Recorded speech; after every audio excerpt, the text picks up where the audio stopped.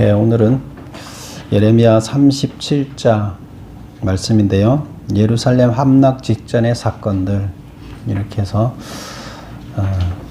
함께 은혜 받아보도록 하겠습니다. 이제 37장, 38장, 39장은 예루살렘이 멸망하기 직전에 있었던 사건들을 다루고 있습니다. 우리 바로 앞전에 봤던 것은 34장부터 36장까지는 뭐였죠? 멸망 직전에 있던 하나님의 메시지였고, 그 다음에 이번에는 사건들. 그래서 그럼 멸망 직전에 어떤 사건들이 있었는가 하는 것들을 주로 왕과 예레미야 사이에 일어났던 일들 중심으로 이렇게 사건을 다루고 있습니다. 그래서 그 사건들을 함께 보도록 하겠습니다. 오늘은 그 첫째 시간인데요. 우선 메모 타이틀을 보면 그 첫 번째 녹색 타이틀을 보면 다 같이 읽어볼까요? 시작. 시드기야의 기도 요청. 그래서 1절부터 10절까지가 시드기야가 예레미야한테 기도를 요청하는 내용입니다. 그 다음에 두 번째 보겠습니다. 오늘 두 번째 타이틀 시작. 예레미야의 투옥과 비밀 회동. 그래서 예레미야가 그 감옥에 갇히게 되고요. 그리고 또 비밀 회동. 왕과 예레미야가 비밀 회동을 하게 됩니다. 무슨 일이 있었을까요? 예, 그것을 살펴보도록 하겠습니다.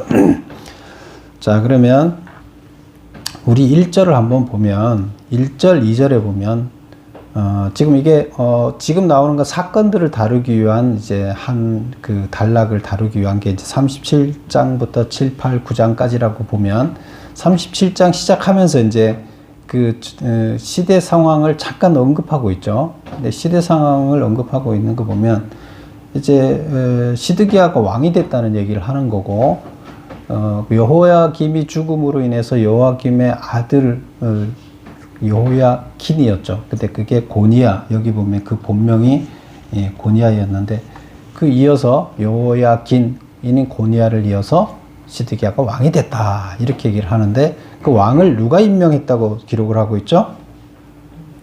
바벨론의 느부갓네살 왕이 유다 땅의 왕으로 삼았다. 그래서 자기 말을 잘 들으라고 이제 자기가 직접 임명을 한 것이죠.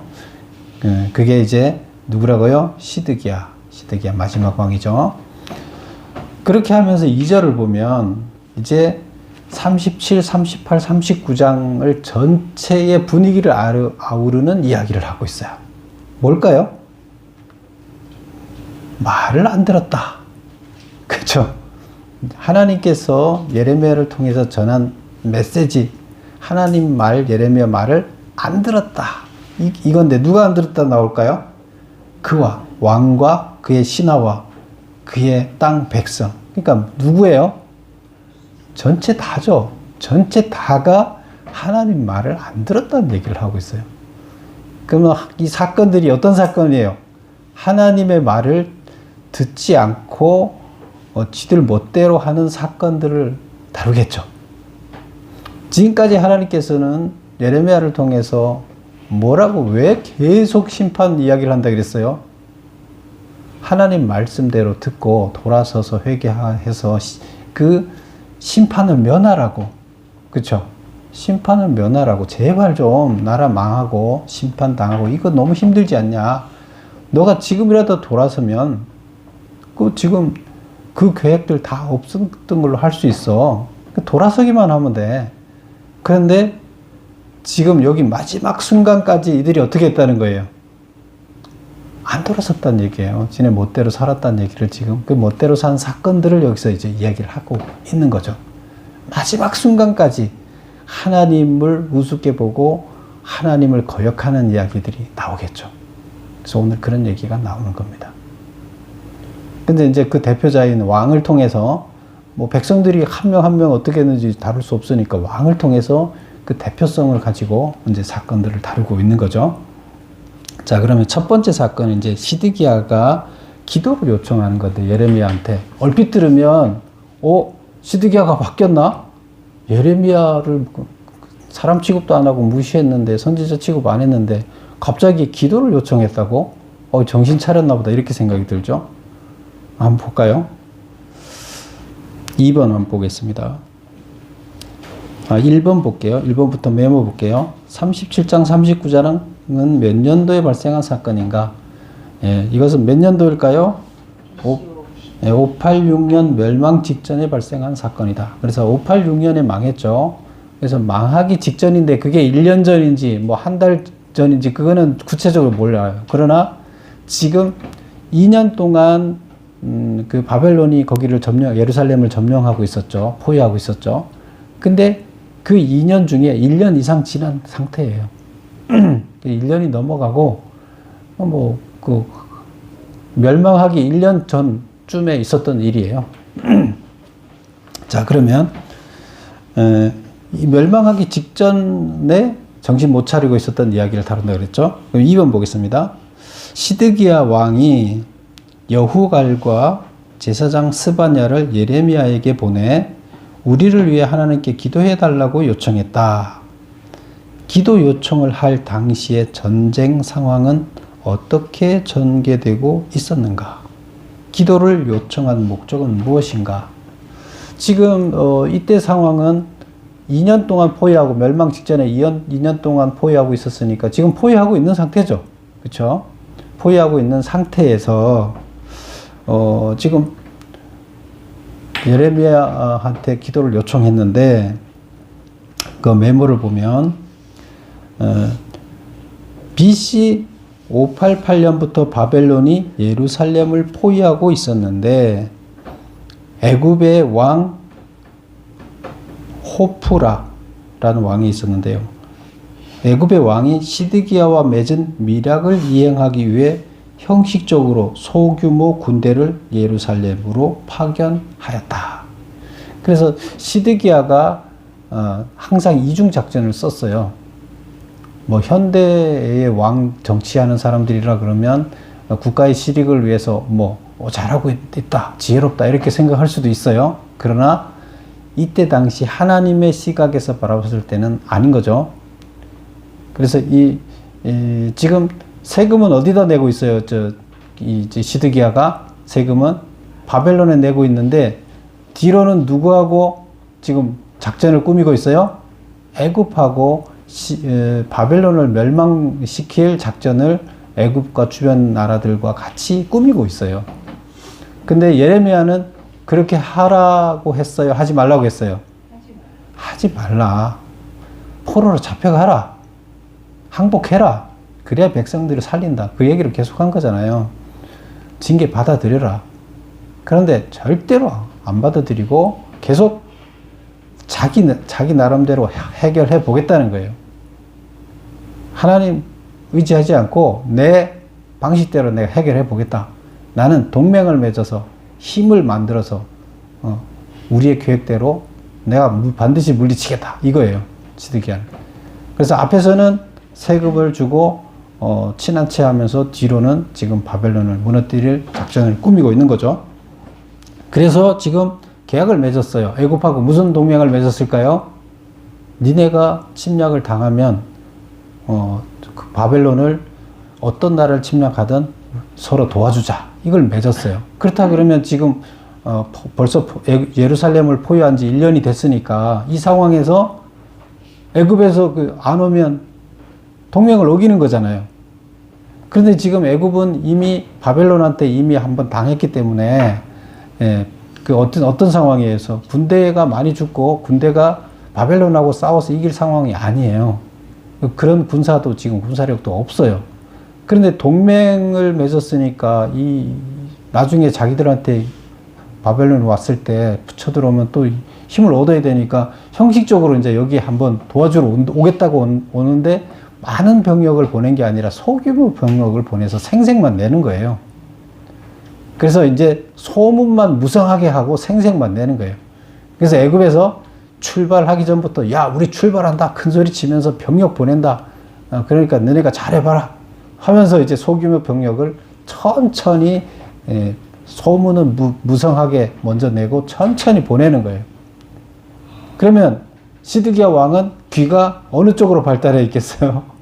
자기가 듣고 싶은 얘기를 더 확대해 듣겠죠. 이 기회에 우리가 바벨론을 무너뜨릴 수 있겠다. 애굽 대국이 지금 강대국이 우리를 도우러 오고 있다. 그렇다 그러면 군대도 엄청나게 올 것이다. 뭐 그들 많이 보냈다 얘기를 했겠죠. 엄청나게 올 것이다. 이제 이런 상황이에요. 그러면 지금 이런 상황에서 지금 예레미야한테 하고 싶은 얘기 뭐냐면, 야 예레미야, 너 나보고 계속 항복하라 그랬잖아.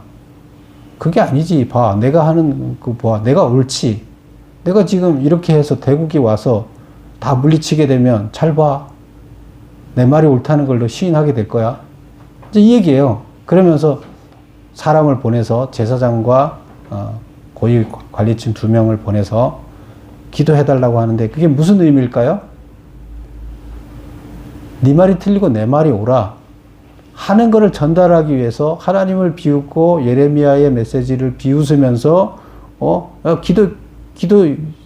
형식적으로는 기도해달라고 요청을 하면서 실제적으로는 위선자 역할을 하는 거죠. 위선이죠. 내가 옳다는 것을 지금 예레미야한테 전달하는 이야기예요, 이게. 하나님이 그 심정을 알까요, 모를까요? 알고 있죠.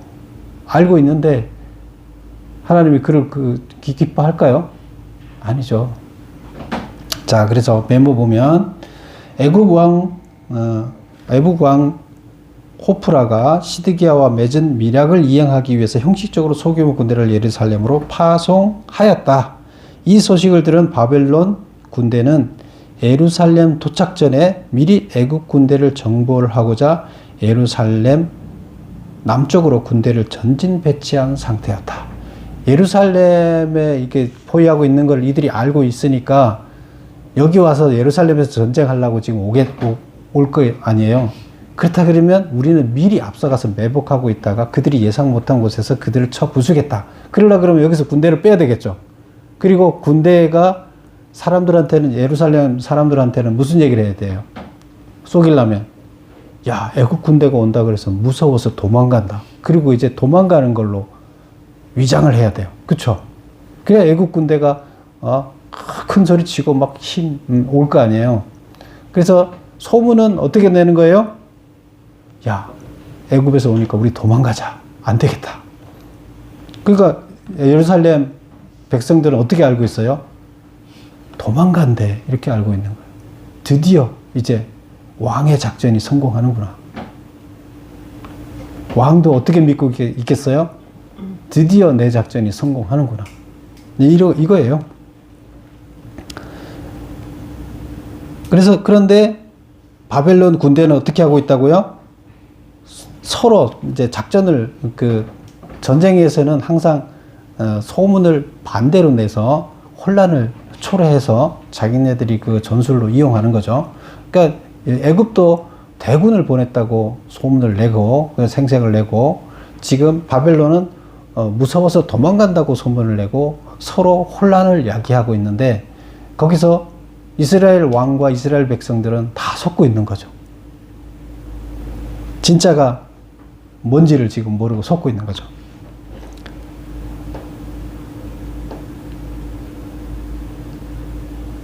그래서 두 번째 질문이 뭐예요? 기도를 요청한 목적은 뭐냐? 예레미야가 왜 기도를 요청했느냐? 예레미야한테 시드기야가 기도를 요청했는데 시드기야는 자신의 이중적 외교 정책이 성공하여 바벨론 군대의 포위로부터 벗어나게 되었음을 하나님께 고하고 예레미야로부터 인정받기 위해 위선적인 기도를 요청했던 것이다. 진짜 기도를 요청한 게 아니라 내가 옳다. 너 뭐라 그랬어? 내 말이 맞지? 이거예요. 이 얘기를 하는 거예요. 그러니까 하나님이 그걸 보고 얼마나 가증스러워 하겠어요. 지금 하나님을 농락하는 거죠. 하나님, 우리 망한다면서요. 보세요. 우리 안 망해요. 내가 맞아요. 이거예요. 변한 거예요? 안 변한 거예요? 안 변한 거죠.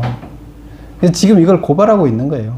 마지막 순간까지 이렇게 하나님을 가지고 농락하고 있다는 거예요. 3번. 하나님은 기도를 요청했던 시드기야에게 어떤 메시지를 전달하도록 하셨는가?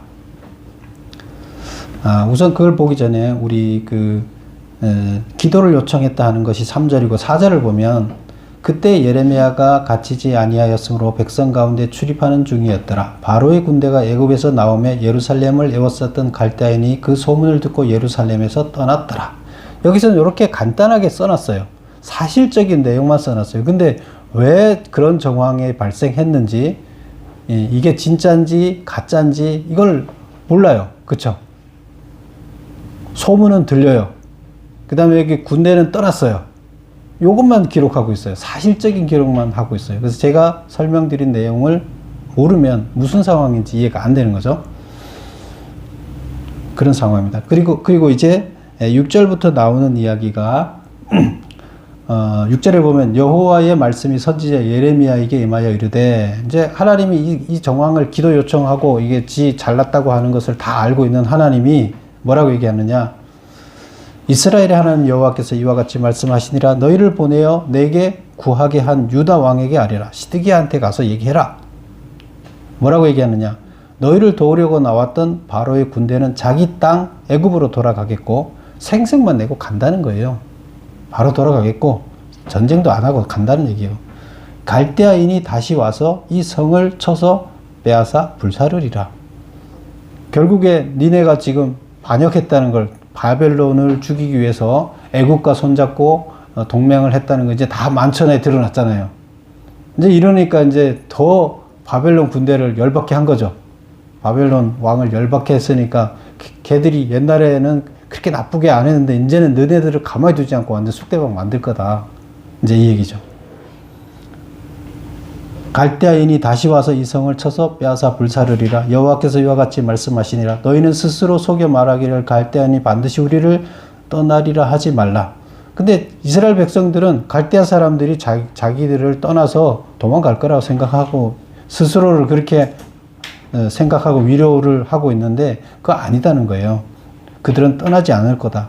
그러면서 10절 보면 가령 너희를 치는 갈대아인의 온 군대를 쳐서 그 중에 부상자만 남긴다 할지라도 그들이 각기 장막에서 일어나 이 성을 불사르리라. 그래서 니네가 만약에 전쟁을 잘해서 바벨론 군대를 다 죽여서 부상병 몇 명 남기고 다 죽였다 그래도 그 부상병이 일어나서 니네 그 성을 다 불지르게 만들겠다 이거예요. 하나님의 말씀은. 그러니까 니네가 아무리 해봐야 소용없다는 얘기를 하는 거예요. 자, 메모 3번. 하나님의 기도를 요청했던 시드기야에게 어떤 메시지를 전달하도록 하셨는가? 너희를 도우려고 나왔던 바로의 군대는 자기 땅에서 애굽으로 돌아가겠고 갈대아인은 다시 와서 이 성을 쳐서 빼앗아 불사르리라. 이제 두 번째 단락으로 넘어갈게요. 이제 예레미야가 감옥에 갇히는 이야기인데요. 4번. 예루살렘의 베냐민 문지기인, 예루살렘의 성에 이제 문이 많아요. 그런데 예루살렘 유다와 예루살렘 성과 베냐민이 붙어 있어요. 그래서 그 성문을 나가면, 예루살렘 성을 나가면 베냐민 쪽으로 나가는 문이 있는데 글로 나가면 거기가 베냐민 땅이에요. 그래서 그쪽으로 가는 문을 베냐민 문이라고 그래요. 근데 예루살렘의 베냐민 문지기인 이리야가 예레미야를 잡아 고관들에게 끌고 갔다. 그래서 예레미야를 잡아서 고관들에게 끌고 갔어요. 고관이라는 것은 고위관리층을 얘기하는 거죠. 고위관리층들은 감옥 뚜껑이 씌워진 웅덩이에 가두었다.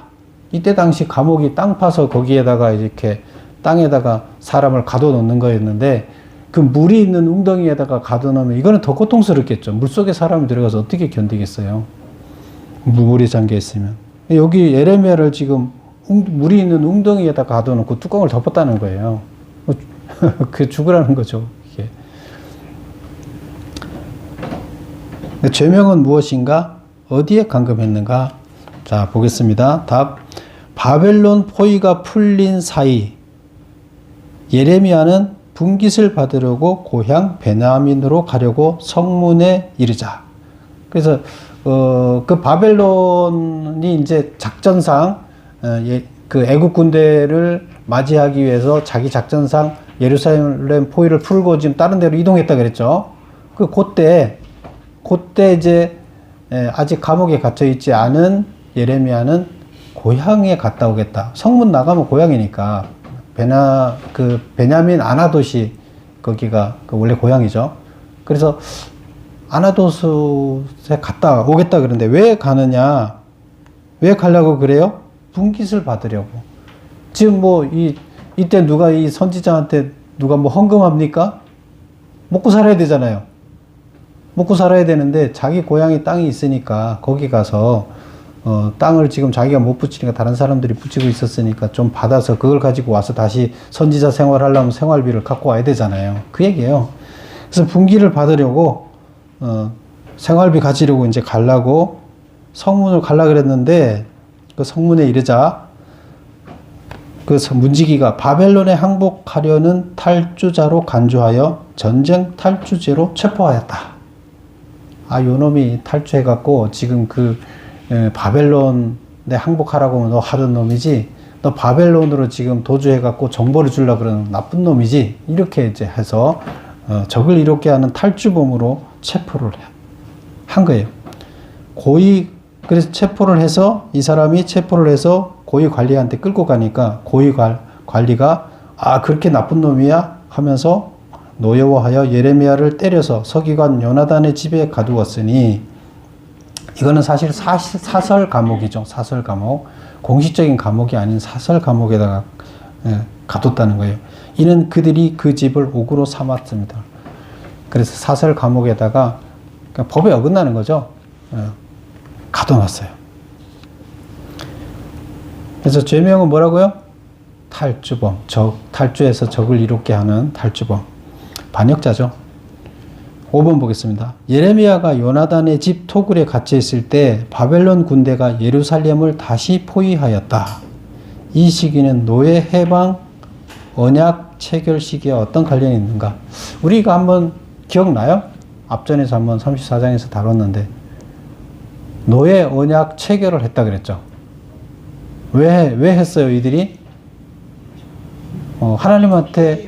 하나님한테 잘 보여서, 임시적으로 잘 보여서, 지금 하나님이 제일 기뻐하는 게 뭐라 그랬어요? 노예를 해방시켜서 자유하게 하는 것, 자유인이 되게 하는 것이 하나님이 원하시는 것이다. 모든 사람이 자유인으로 살도록 하는 것이 하나님의 뜻이다.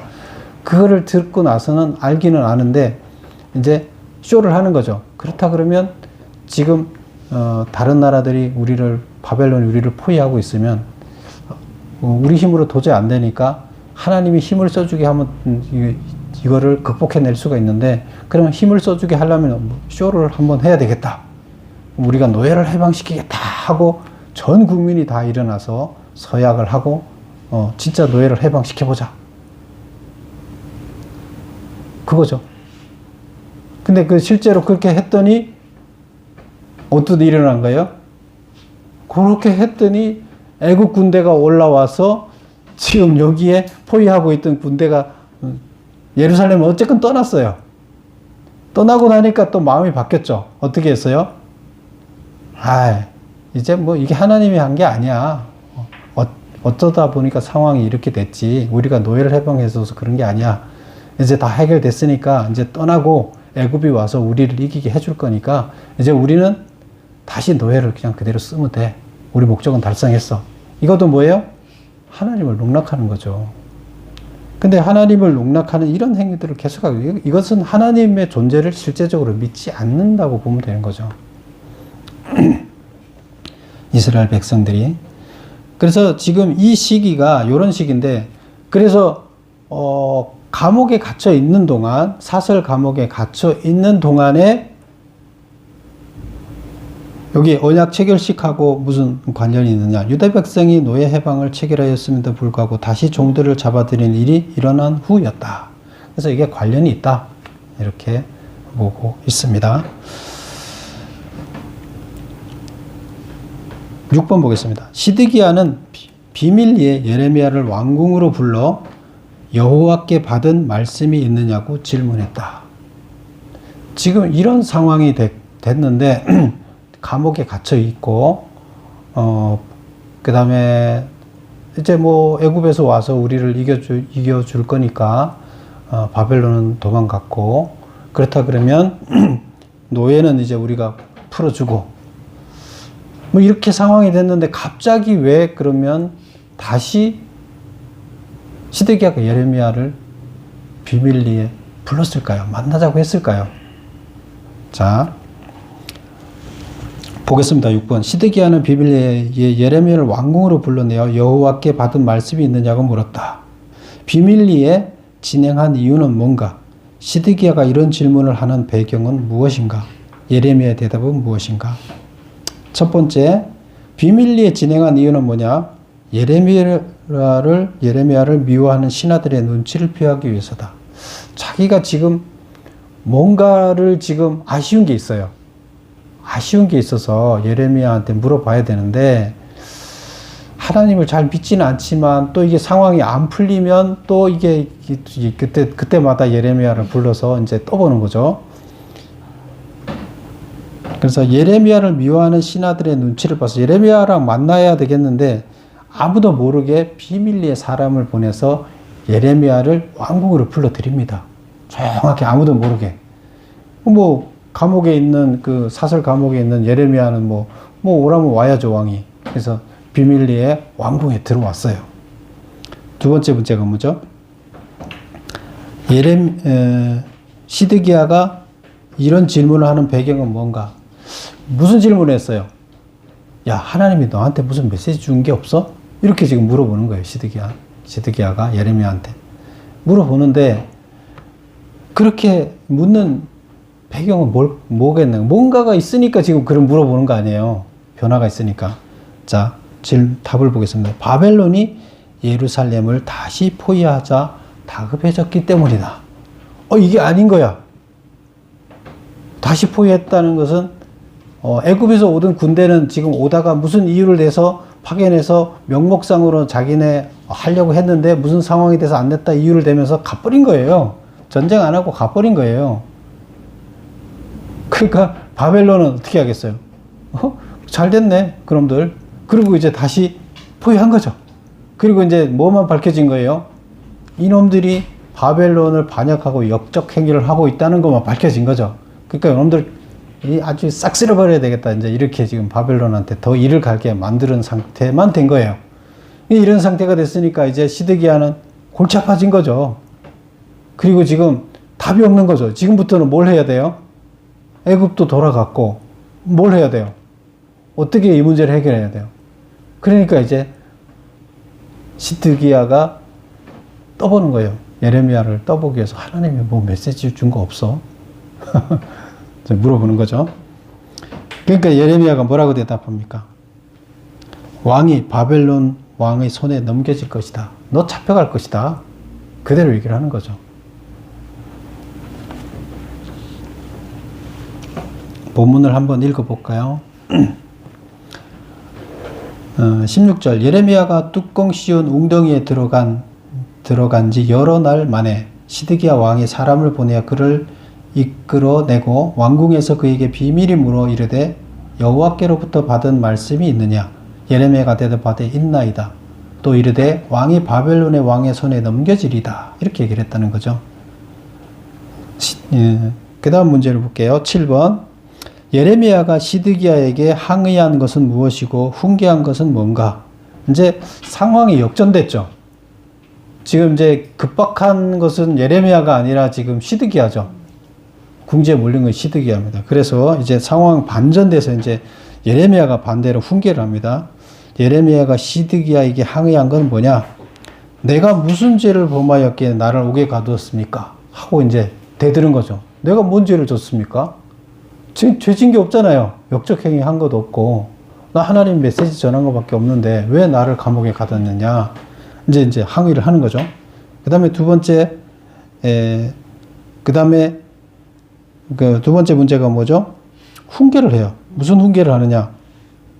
바벨론이 이 땅을 치지 않을 것이라고 예언한 왕의 선지자들은 이제 어디 있습니까? 당신은 가짜 선지자들을 믿고 내 말 안 믿었지 않습니까? 근데 가짜 선지자들이 바벨론이 여기 침략 안 해온다면서요.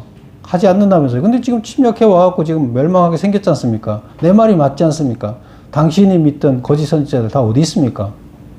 왜 거짓 선지자들 말 따르고 내 말 안 따르냐 하고 훈계하는 거죠.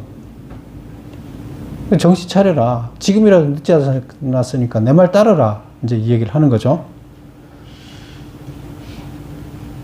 20절 볼까요? 내 주 왕이여 이제 청하건대 내게 들으시며 나의 탄원을 받으사 나를 서기관 요나의 집으로 돌려보내지 마옵소서. 서기관 요나의 집이 지금 땅굴 파갖고 거기다가 웅덩이 속에다가 자기를 또 가둬놨던 걸 지금 데리고 온 거잖아요. 비밀리에. 그런데 거기다 다시 집어넣지 마라. 내가 진짜 하나님의 사자다. 그러니까 나를 거기 돌려보내서 죽이면 안 되니까 그렇게 하지 마라. 내가 거기에서 죽을까 두렵다. 그러니까 나를 다시 그 웅덩이로 돌려보내지 마라. 당신은 할 수 있지 않느냐. 이렇게 이제 얘기를 합니다. 8번. 예레미야가 시드기에게 요청한 것은 무엇이고 얻은 것은 무엇인가? 나를 서기관 요나단의 집으로 돌려보내지 마시오. 시드기야는 예레미야를 왕궁에 있는 감옥으로 옮겨주고 매일 떡 1개씩 그에게 주게 하였다. 그래서 왕궁 시위대 뜰이라는 데가 이제 왕을 지키는 부대가 있는 군대 안에 감옥이 있는데 그러니까 왕궁 감옥으로 옮긴 거예요. 사설 감옥에다가 여기는 아주 열악하죠. 사람 대접도 안 해줘. 먹을 것도 안 하고 그냥 죽게 내버려 두는데 여기 왕궁 감옥으로 옮겨서 먹을 것도 주고 감옥 생활을 하게끔 살 수 있게끔 이제 시드기야가 해준 거죠. 시드기야가 마음이 바뀌었을까요? 그렇다고? 바뀌지는 않았는데 지금 상황에는 뭔지 모르게 예레미야를 필요로 하고 있다고 봐야 되는 거죠. 그런데 그렇다고 그래서 하나님 뜻대로 살겠다고 돌아선 것은 아니에요. 자기 고집을 갖고 가되 예레미야를 이용해야 되겠다는 생각을 하고 있고 예레미야가 믿는 신, 뭐 많은 신 중에 하나인데 그 신이 때에 따라서 나에게 도움을 줄 수도 있으니까 그 신은 우리 인간들보다 뭔가 다르니까 그 신의 메시지를 통해서 내가 취사 선택을 하겠다는 거죠. 정황을 파악하겠다는 거죠. 이용하겠다는 거죠. 모든 거는 내가 결정하고 내가 알아서 하는데 예레미야가 믿는 그 신을 통해서 자기 결정하는데 참고사항 삼겠다는 거죠. 그래서 그 돌아선 게 아니라는 거죠. 그래서 지금 오늘 고발은 뭐냐? 멸망하기 직전까지도 예레미야는 철저하게 하나님을 농락하고 있다는 거예요. 절대로 돌아서지 않고 자기 고집대로 살고 있다는 겁니다. 그래서 하나님은 어떻게 해야 돼요? 그 회개하지 않고 남은 자가 되지 않는 그들을 그냥 둘 수가 없는 거죠. 살리기 위해서는 그들을 포로로 잡혀가게 할 수밖에 없다는 거죠. 그런 이야기를 하고 있습니다. 근데 우리도 뭐 어떻게 살고 있는지 우리가 각자의 우리 삶의 현장에서 무슨 문제가 발생했을 때 그 문제를 대하고 해결하는 방식이 정말로 시드기야처럼 행동하고 있지 않는가? 뭐 100에 99는 아마 그렇게 시드기야처럼 판단하고 행동할 거예요. 저도 많이 그렇게 해왔고. 그래서 우리는 이것이 뭐 결국 이 역사를 통해서 우리한테 주는 메시지잖아요. 이때 이거를 역사를 배워라 하는 얘기는 이들이 무엇을 했느냐를 배우는 게 아는 게 중요한 것이 아니라 나에게 주는 메시지가 뭔가를 깨닫는 게 중요한 거죠. 이거 역사는 재료예요. 나한테 메시지를 주는 거예요.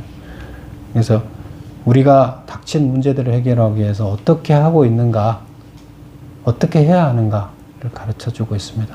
그래서 우리는 시드기야와 같은 삶을 살지 않고 하나님 뜻에 합당한 자로 살아가게 되기를 희망합니다. 기도하겠습니다.